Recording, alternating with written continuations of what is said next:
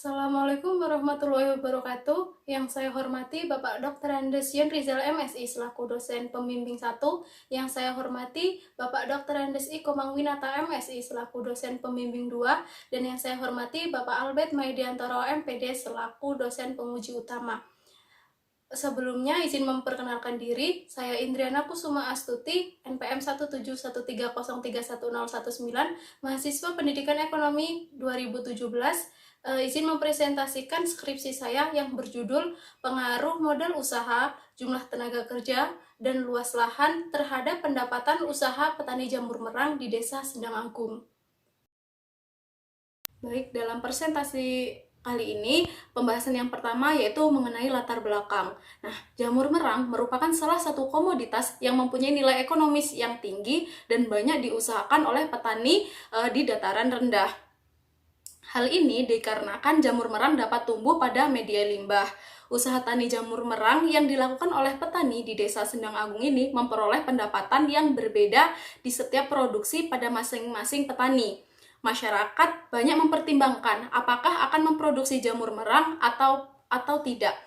Akibat perbedaan pendapatan ini menyebabkan masyarakat yang belum memulai usaha menjadi enggan dalam memulai produksi ini. Selain itu, dari hasil kuesioner yang telah dilakukan menunjukkan bahwa modal usaha yang digunakan oleh para petani kebanyakan hanya berasal dari modal mandiri atau modal pribadi para petani, sehingga penggunaan modalnya tersebut kurang maksimal. Dari segi tenaga kerja, rata-rata tenaga kerja yang digunakan dalam kegiatan produksi usaha jamur merang ini adalah berasal dari keluarga petani terkait yang tidak mempunyai kemampuan secara khusus di bidangnya. Selanjutnya, dari segi luas lahan, menunjukkan bahwa status kepemilikan lahan rata-rata petani jamur merang adalah kepemilikan pribadi, sehingga luas lahan yang digunakan terbatas yang akan berpengaruh terhadap hasil panen yang akan diperoleh. Itu rumusan masalah.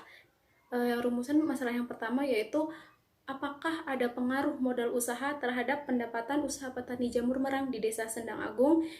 Yang kedua, apakah ada pengaruh jumlah tenaga kerja terhadap pendapatan usaha petani jamur merang di Desa Sendang Agung? Yang ketiga, apakah ada pengaruh luas lahan terhadap pendapatan usaha petani jamur di Desa Sendang Agung? Dan yang keempat, apakah ada pengaruh modal usaha, jumlah tenaga kerja, dan luas lahan terhadap pendapatan usaha petani jamur merang di Desa Sendang Agung?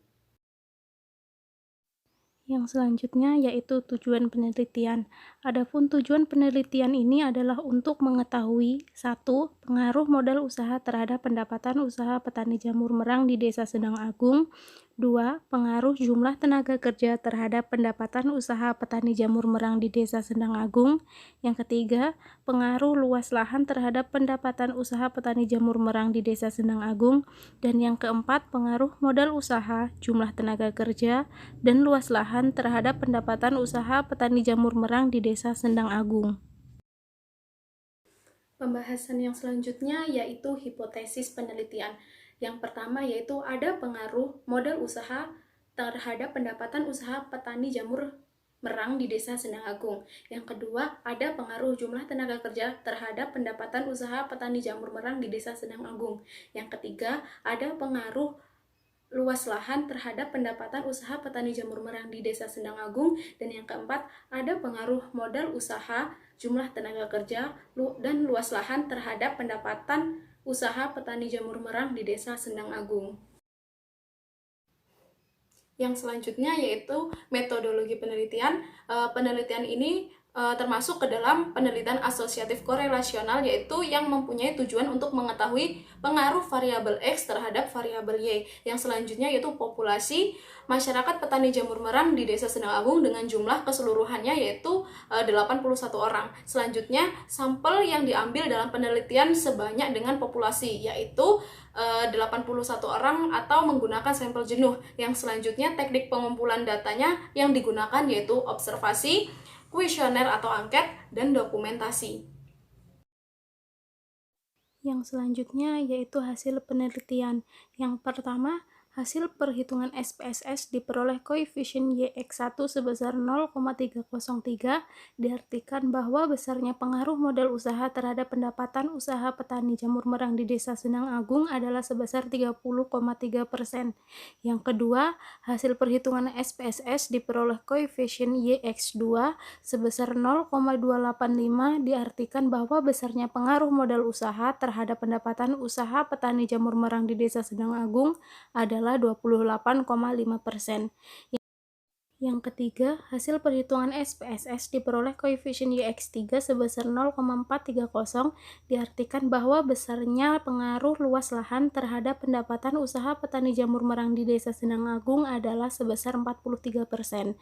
Yang selanjutnya, berdasarkan hasil analisis data dapat diketahui nilai R-square sebesar 0,379, sehingga dapat diartikan bahwa pengaruh variabel modal usaha sebagai X1, tenaga kerja sebagai X2, dan luas lahan sebagai X3 secara simultan terhadap variabel pendapatan usaha atau Y sebesar 37,9%.